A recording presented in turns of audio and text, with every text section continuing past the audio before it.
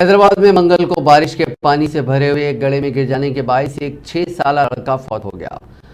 विवेक खेलने के दौरान गड्ढे में गिर गया और गर्क हो गया। ये वाकया जुबली हिल्स रोड नंबर 45 पर पेश आया। लड़का एक खुले मकाम पर गड्ढे में गिर पड़ा जो उस मोटर बाइक शोरूम के करीब है जहां उसके वालिद मुलाजमत करते हैं। यह खानदान तकरीबन 6 साल कबल आंध्र प्रदेश के काकीनाडा से हैदराबाद मुंतकिल हुआ था।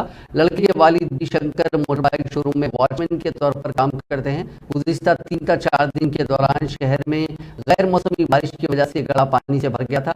4 दिन में हैदराबाद में इस किस्म का दूसरा वाकया है।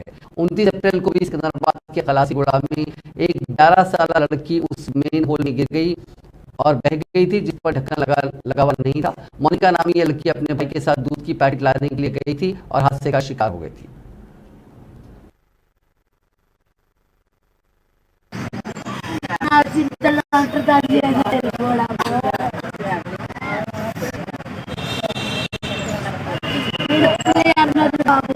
మా పెద్దోళ్ళు ఎదురు షోరూమ్ లోకి వెళ్ళారు.